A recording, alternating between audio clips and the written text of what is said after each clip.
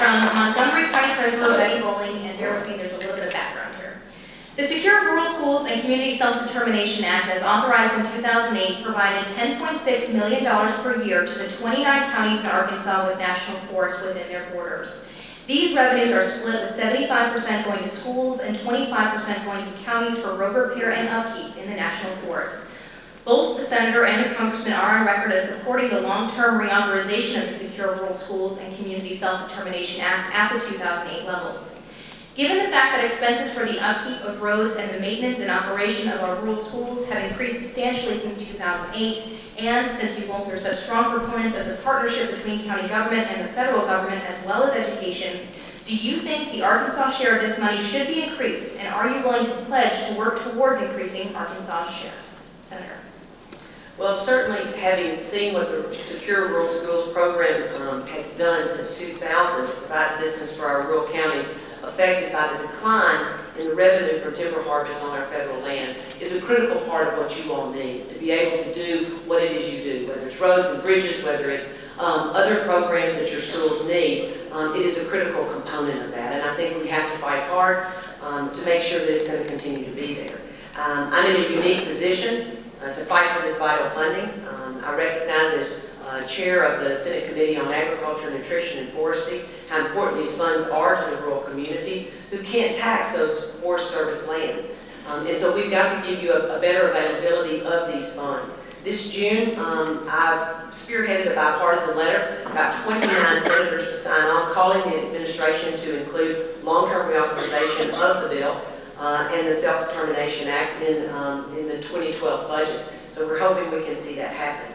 There are 29 counties in Arkansas and more than 100 school districts that depend on this. I do believe very strongly that we can see an increase because the problem is we've consistently seen a decrease. From the 08-09 school year, where we received about $10.6 million, we're going to see a 60% cut in that to the 2012-2013 school year. And we must ensure that we're going to both reinstate those resources, but more importantly, look at how we can make some increases.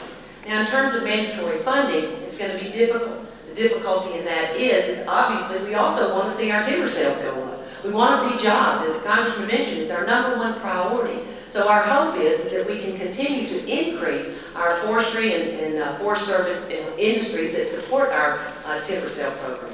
I was able to get an additional $4 million this year into the timber sale program into Arkansas, which means our forest products industries are able to get out into the forest and do more in terms of removing those trees and those forest products, getting those started in our mills and other places. So there's a two-edged sword there. We've got to make sure there's more funding, but we've also got to create more jobs in that forest and make sure we're doing our best job at putting people back to work in the forest products industry.